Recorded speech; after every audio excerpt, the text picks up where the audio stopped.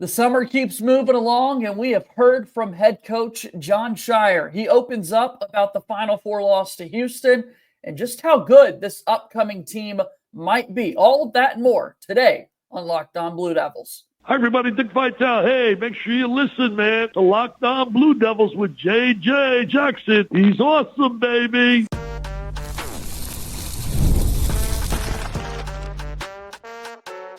You are Locked On Blue Devils, your daily podcast on the Duke Blue Devils. Part of the Locked On Podcast Network, your team every day. Hello, everybody. Welcome into another episode of the Locked On Blue Devils podcast. My name is JJ Jackson. It's so great to have you here with us today on Thursday, July 10th, 2025. Locked On Blue Devils is your one-stop shop where we discuss everything going on inside the life of Duke athletics. On today's show, really excited to break down Coach Scheyer's press conference from this week, talking about this Duke men's basketball squad, reflecting on the loss to Houston in the Final Four and the great season that Duke just concluded, and looking ahead to what's to come here with this upcoming season. Brendan Marks from The Athletic stops by to join us on the program today, so excited to catch his thoughts on everything going on in the world of Duke athletics. All right, if you have not done so already, please be sure to follow and subscribe to Locked On Blue Devils for free, wherever it is that you get your podcasts. Be sure to leave us a 5-star rating and written review, particularly there on the Apple Podcast platform.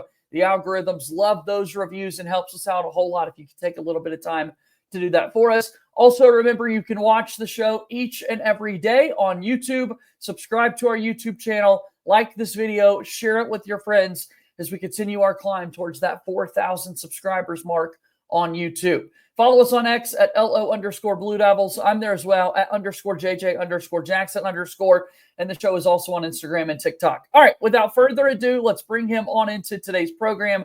The aforementioned Brendan Marks back here with us, fresh off some summer vacation for him and his wife. He's back talking basketball with me. All's good in the world this time of year, right? Yeah, it feels good to be back. It's there's not usually a ton going on in the summer, but we've got a little bit to talk about, so I'm not unhappy about it. Absolutely. We're a few weeks now removed from the NBA draft coming and going. That was kind of the last kind of big newsy, headliney thing that you could put out there about a Duke basketball squad from this past season. Got to hear from Coach Scheyer a little bit earlier in the week. And, one of the last times that we had seen Coach Scheyer was on draft night, where he got to watch 3 of his guys walk across the stage as top 10 selections. And then here we are with Duke walking away with 5 players drafted. Still pretty surreal, man, when you think about just the level of talent that ended up playing in Durham this past year. Yeah, and it's so funny because, John does these sort of summer meetings with all of us and we get to talk to him. And, at the start of every year, it's always interesting hearing his thoughts on, obviously everybody knew that Cooper was going to be a one and done player, but thinking back to a year and him saying, that was when this was about the time that Con Knippel had started getting buzz as a potential starter at the time. Sure.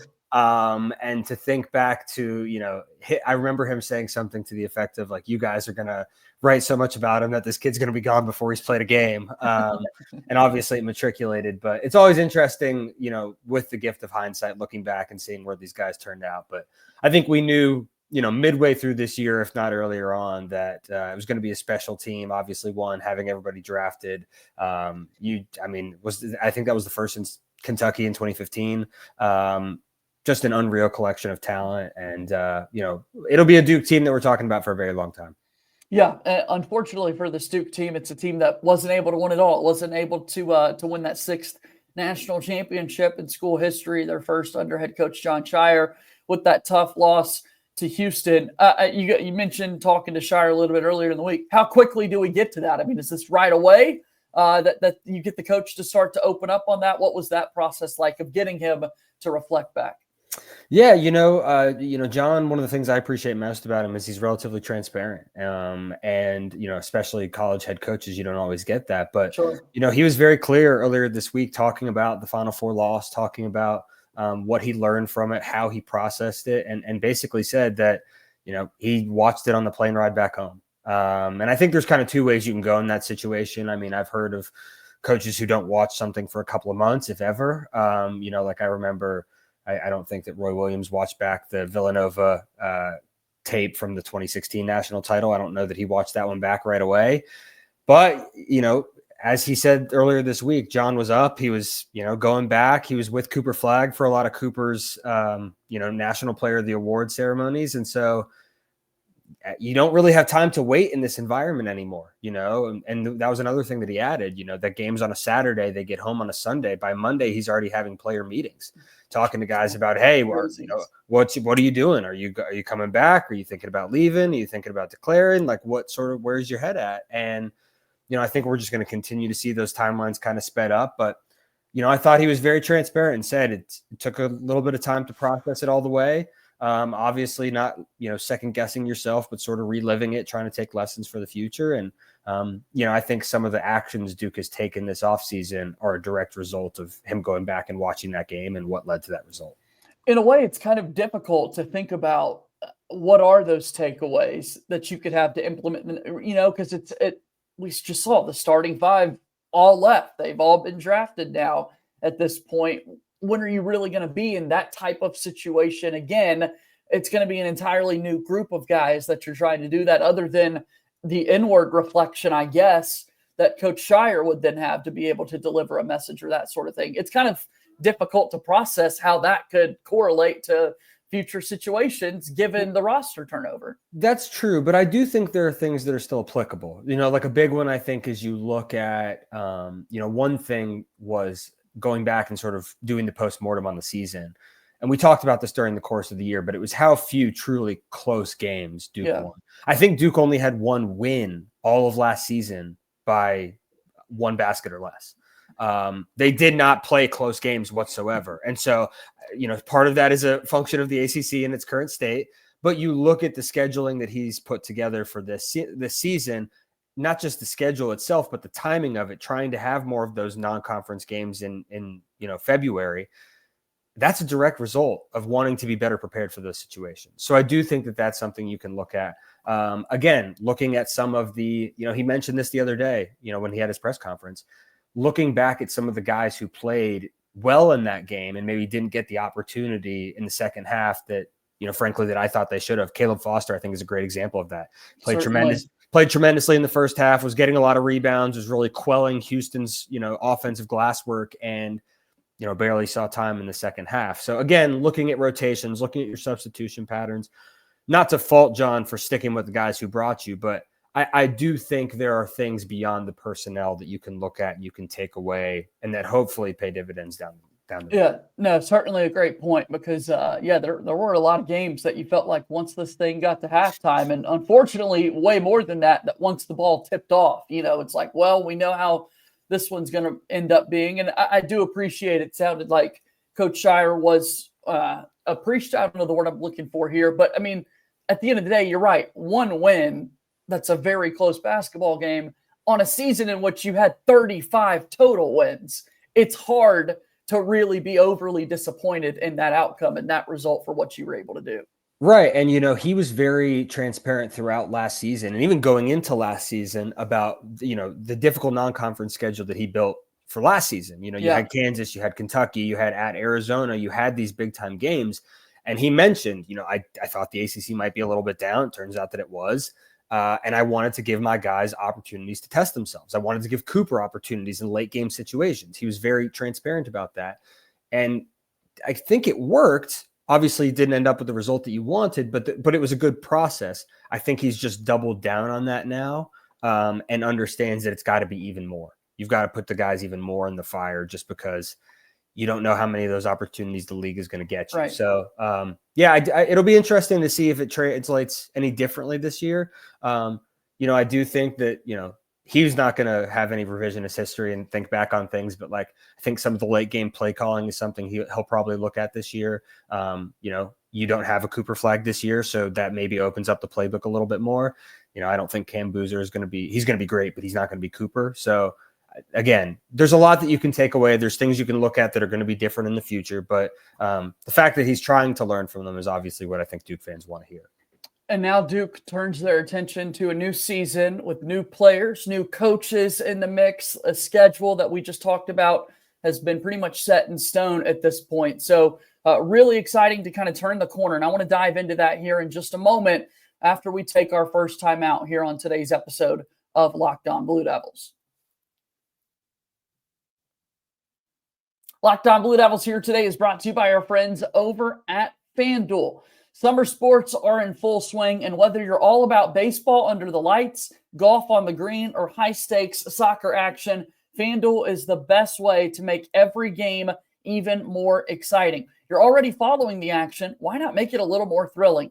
With FanDuel, you can get in on the game like never before while your friends are getting sunburned at the beach. I've been using FanDuel to track all my favorite matchups in baseball, and the app keeps it fresh and so fun with new daily promotions and all of the best fun ways to bet. It's easy to use, fast to pay out, and makes every regular season game feel like must-watch events. Whether I'm placing a same-game parlay or watching a bet ride into the ninth inning, FanDuel makes it feel like I'm part of the action right here in the heart of Braves country. Tough year for Atlanta, but they're getting set for the All-Star game a little bit later in the month. They're in Atlanta tonight. The Braves taking on the Athletics, where that over-under run total is 9.5. You can get involved over at FanDuel. Are you new to FanDuel? Well, new customers can bet just $5 and get $150 in bonus bets if your first bet wins. Open the FanDuel app today or visit FanDuel.com to get started. FanDuel is a proud sponsor of Locked On Blue Devils. Okay, here we go. Brendan Marks here with me talking all things Duke basketball this offseason. Coach Scheyer met with the media a little bit earlier in the week, and now it's kind of time to turn our attention to this upcoming season. New roster coming in, schedule being put in place, additions to the coaching staff. Where should we start here, Brendan? What were kind of your thoughts? Yeah, I always think it's interesting at this time in the year, talking to Jon in July versus in September when he's seen the guys for a couple more weeks. It's still early. And so you don't necessarily have your full complement of players. Like Duke obviously has some guys who have some injury situations that we've been monitoring, and Jon spoke about those. You've got guys who've only been on campus for a couple of weeks at this point. You haven't really gelled yet as a team. So I think it's hard to know too much about, how this team is going to coalesce and whatever. But certainly it's good to get updates, especially on some of those injury situations we were talking about. Duke does have, again, for seemingly the fourth straight offseason, they do have staff turnover. Looking at some of that is always interesting. And then, just relitigating how Duke got to this point with its roster. This season was obviously different this offseason with the Cedric Coward situation, pivoting to Dame Sarr. So hearing a little bit more from Jon on those situations, I think always provides some good context. Yeah, I mean, you could look in the difference in pursuing Coward and then having to, defer to Dame Sarr and what he's going to, I mean, that's a bonus, I think, for this year's squad coming up. But even beyond that, the greater picture, when you look at the, Duke zigging when the rest of the sport is zagging, the fact that you did have 5 players return from last year's team and your scholarship guys aren't going into the transfer portal.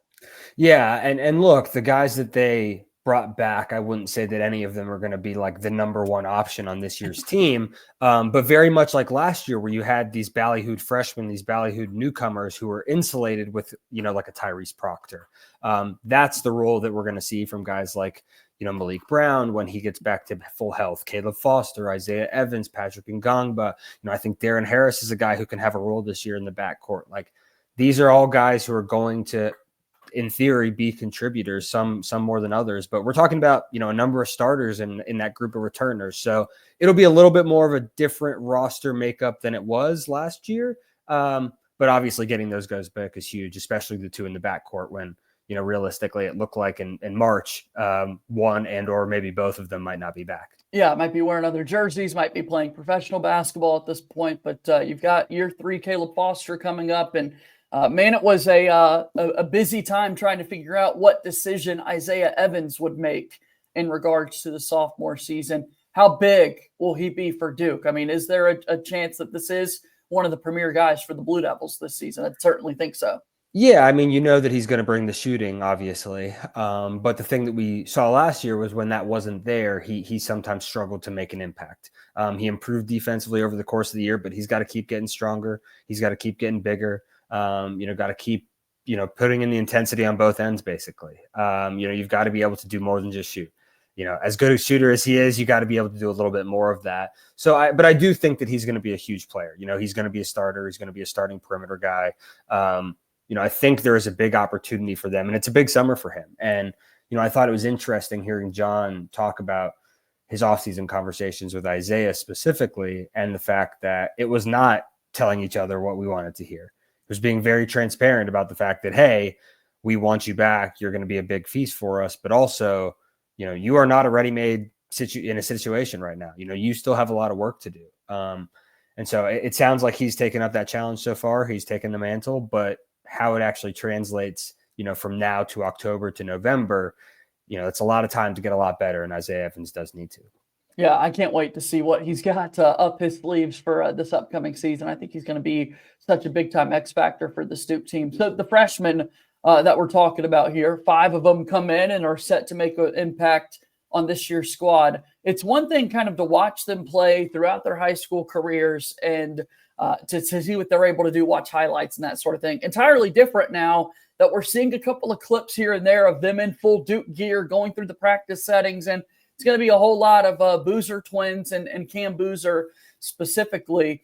It's honestly a little overwhelming, Brendan, looking at just how big Cameron Boozer is, right? Like there's been some weight room footage that's put out there, and maybe it's the Duke tinted glasses that I can wear from time to time, man. But it's like, how is this a freshman in college, man? He looks like a grown man already. And it's crazy as he's looked like this for about 3 years now. I mean, I remember seeing him when he was like 16 years old on the UIBL, and he looked the exact same. No, I mean, and that's the thing is, this year's recruiting class has some really high-level guys at the top, Cam Boozer being one of them, Darren Peterson, AJ DeBonson, Nate Ament. Like, there's some real studs in this class. But if you're talking about who is the most physically ready for college basketball of that group, it's pretty clearly Cam Boozer to me. And there's some questions about, what his athleticism is going to be like at the next level and how much some of the bully ball is going to translate to the next level. I can tell you for this level, it's going to work. I mean, he can do a little bit of everything. I think his shooting is underrated. I think his handling and passing is underrated. He's going to be an offensive hub for Duke. He's going to slot right into that starting 4 spot vacated by Cooper Flagg. Obviously a very different type of player, does not come with nearly the defense that Cooper Flagg did, is obviously a lot bigger, sturdier. But he's gonna be, the leading guy for this team. It would not surprise me at all if he is, like averaging a double-double, talking about him being in the mix for ACC Player of the Year. Maybe he's an All-American. Like, he's that good a player. I think his brother, the role will be different. I think he'll be one in the backcourt mix. Don't think he's going to necessarily walk into the same starting spot that Cam is, but, it's always interesting for me. Like, I remember after the Zion year, it's like, oh, where's our next Zion? And it's this year, where's our next Cooper? And that's not necessarily going to be the case, but Cam Boozer in his own right is an incredible player. And, I can't imagine that he's going to be anything but a focal point for Duke this year. Yeah, no, I can't wait to see just what all his game looks like, right? I mean, you talked about how well he was built, maybe not to the level of defender that Cooper Flagg is, but definitely playmaking, some plays above the rim. I'm really curious even, like, what is his shooting going to look like? How much of a factor is that going to be in his game? I think he's an underrated shooter. I really think that he can be a stretch 4. I mean, again, like, Cooper is more of a wing. Like, Cooper can be a 3. Cooper, did a lot of ball handling, was Duke's de facto point guard most of the time. He leads you in assists. Yeah. I see as a playmaking hub, but he is much more of a legitimate stretch forward rather than a wing. He's taller than Cooper. He's stronger than Cooper. He is a more natural power forward, but he does have that outside game. He does have the ability to handle it a little. I think his passing is underrated. I think his shooting is underrated. So I think he's going to continue to allow Duke to do a lot of the 5-out offense that they ran last year, which was so successful. It'll obviously look different. You don't have Kaman Malawach on the back line. You've got a combination of Ngangba and Malik Brown. But I think offensively, Cam Boozer is still skilled enough on the perimeter to allow Duke to do a lot of the 5-out stuff that they were so good at last year. Well, what are the Blue Devils getting in Dominic Sarr? We mentioned him a little bit earlier after seeing the Cedric Coward situation unfold, and then you get this commitment from him where it felt like maybe he's headed to play for Bill Self in Kansas? What are they getting in him? Any fun notes that Coach Scheyer was able to share about him earlier in the week? What do you think?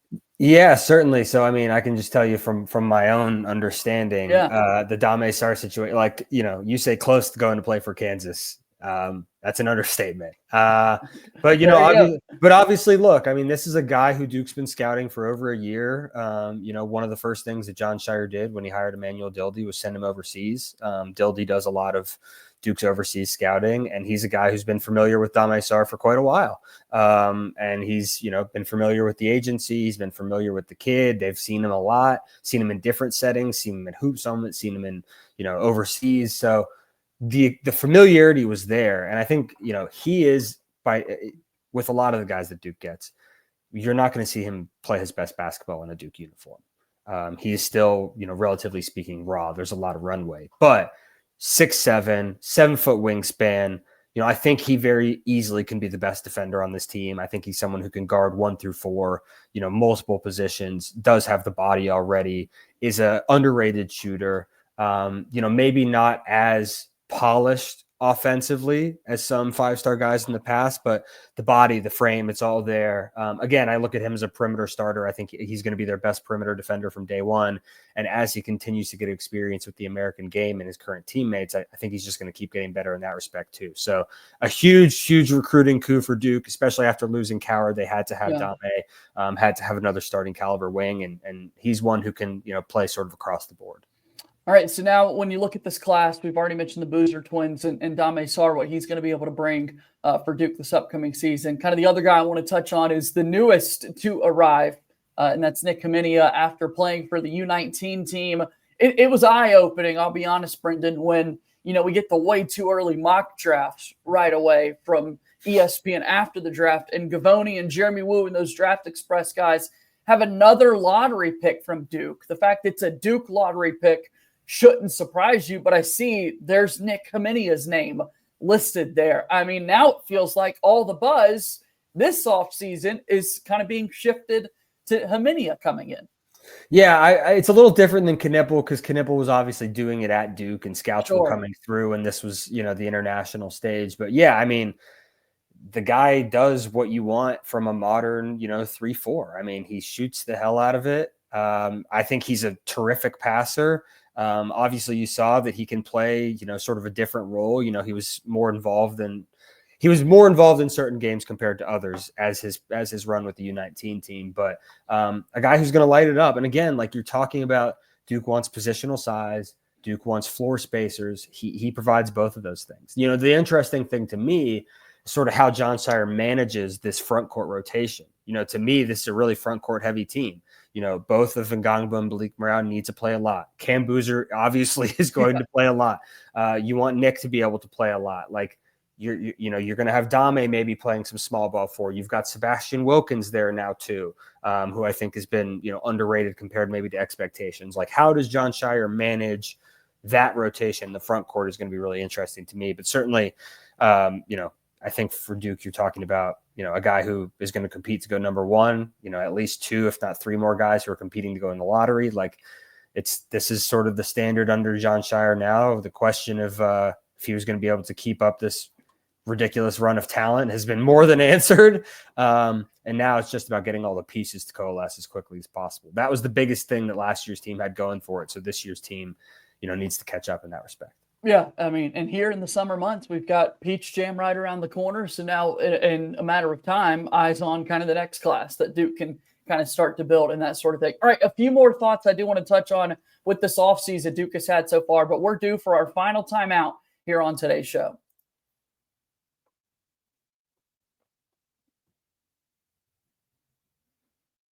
Thank you so much for making Locked On Blue Devils your first listen and your first watch here on today's show. For your second listen, I'd encourage you to go check out The Portal Show with Locked On's very own Brian Smith, who's got the latest rumors, portal entries, and signings. Be the most informed fan on the rapid changes to the college football landscape. Find The Portal on YouTube or wherever it is that you listen to your podcasts. Also, be sure to check out Locked On College Basketball with Isaac Shade and Andy Patton. They talk college hoops every single day on our very network. They talk a whole lot about the Duke basketball program. So go check it all out. Locked On College Basketball after you finish today's show. Again, please subscribe to Locked On Blue Devils on YouTube or wherever it is that you get your podcasts. All right, wrap it up here with Brendan Marks from The Athletic. Fun conversation talking about the offseason that Duke has had thus far. We kind of dove into the players that are going to be there, recap the end of the year that Duke just concluded. Now as we look at Duke basketball as a whole, this offseason had no short of coaching changes as well for Jon Scheyer's staff. As you see, Jay Lucas now being the head coach at Miami. We've got Tyler Thornton making a return. Evan Bradds comes from the NBA. Duke has a player development coach and Justin Robinson heading off to join other Dukies and JJ Redick out there in Los Angeles. What's going on there with all this coaching turnover? Yeah, well, as John said earlier this week, it's always a good thing when you have coaching turnover to some extent, because that means you've been hiring good people. But yeah, another offseason, more turnover for Jon Scheyer and his staff. And, look, I think you look at the guys who he brought in, and there were things that he was clearly after. He wanted guys he had some familiarity with. Jay Lucas, Emmanuel Dildy, these were guys who he didn't necessarily have any ties to. He does have ties to both of the guys who he's hired so far this summer. So obviously Tyler Thornton played for Duke, very familiar with the program, comes from another Duke, coach program with Kenny Blakeney and Howard. And Jon Scheyer's first year back on staff when he was special assistant to Coach K was Thornton's senior year. So he's coached Tyler before. They obviously have a relationship, and you're getting a guy who's young, but who already has 6 seasons of experience at Howard. So you're kind of getting the best of both worlds in that respect, And then with Evan Bradds, you're talking about, you look at Jon Scheyer's best friends in basketball. Many of them are in the NBA, and I've written stories about this in the past. But, top of that list, Will Hardy, Utah Jazz head coach, is high up there. Brad Stevens, general manager for the Celtics, who obviously, John played against when Brad was the coach at Butler in 2010. Yeah. The connections are crazy. Full circle. Yeah, of course. And so you're getting a guy in Evan Bradds, who was a video coordinator with the Celtics with Brad Stevens, and then who just worked for the past couple of seasons with Will Hardy and the Jazz. So he comes well recommended. He's coming from schools of basketball thought that Scheyer incorporates, that he thinks highly of. Obviously, these guys are coming with sterling recommendations from Stevens and Ime Udoka as well, who's the coach of the Celtics, who's another Scheyer friend. So the ties were clearly there, and it was clearly a situation where he wanted to insulate himself with people who he did have some relationships. He didn't go out and try and pluck somebody from another college staff like Dildy or Jay Lucas a couple of years ago. But both of these guys come highly recommended, especially Evan Bradds. I mean, I could tell you that when he was hired, I heard from a couple of agents, heard from a couple of NBA folks, and they all sort of spoke his praises, especially in the player development realm. So that, I thought, was the area where Duke took a real big step last year. Kaman Malawach improved a lot over the course of the year. That was a criticism of Scheyer in his first 2 years that I thought he really improved on last year, and these moves are a direct result of trying to keep that going. Yeah, and I mean, looking at last year's staff, when you've got Justin Robinson kind of in that player development role, thinking about now he's got this opportunity in the NBA with JJ Redick, Lindsey Hardy on that staff as well. It's a Duke takeover there with the Lakers, I guess, with Justin Robinson there. So I guess the question is there another move to be made here as you're putting together the staff? Could we see something else coming with Coach Scheyer always cooking, it appears? Yeah, I think potentially so. And obviously, the Justin Robinson move is relatively fresh. compared to the I mean, Evan and Tyler were both hired in May, so right, this one's obviously a lot newer. So I do think you could still see a corresponding move there. But the thing that you got to be focused on as well is you retained Chris Carrawell, who was in the mix for some other jobs as well. Yeah. You retain Rachel Baker, who obviously her role is only going to continue to be important in the rev share era post house settlement.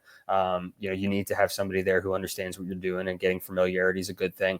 The role that she played with Cooper Flagg last year was huge. Conka Nipple, same thing. But you also are getting these guys, again, the player development. I think you could still potentially see one more player development sort of role. I don't know what the titles are going to be. But yeah, look, especially in today's age, you want to have as large and as vast and let's not talk about new strength and conditioning coach as well. So lots of turnover. Still think there could be one more on the way. But again, at this point, you've got Pete's Jam, you've got guys going away for summer. You have a little bit of time to sort of figure this out. It's not a critical juncture yet. Well, we know certainly that you're going to be on top of all of it for us, Brendan. So I really would encourage people to go check out your work over at The Athletic. And you talk about it all the time. I'd love for you to touch on it here. It's beyond college basketball coverage, right, that people are able to tap into there. I know we're excited about football season right around the corner. Duke football, 26 wins over the last 3 seasons. Who would have ever thought this would be the reality that we've got going on, man? And I know that you and your team have a lot of things covered there from a college perspective. Yeah. And, I've said this before, I'm biased, obviously, but I think we have the best collection of sports writing, in the world right now. You obviously get all my stuff on Duke basketball specifically and college basketball at large. You get the rest of our college basketball team, but you also get college football, you get NFL, you get fantasy football, you get MLB. I mean, whatever your bag is, we've got something over there for you. So if you haven't already, please come check us out. We'll try and make it worth your while. Had a story sort of summarizing Jon Scheyer's press conference earlier this week, and more to come over the next couple of weeks as we gear up for the season. Great to see you, Brendan. We'll do it again soon, okay? Yeah, appreciate you having me, man. All right, that's Brendan Marks from The Athletic joining us here on today's show. That does it for the program here today. Thanks so much to all those who tune in and join in each and every day here on Locked On Blue Devils. Shout out to you guys. Subscribe to us wherever you get your podcasts and subscribe on YouTube. As always, go Duke. I'll talk to you tomorrow. My name is JJ Jackson. Thank you and good day.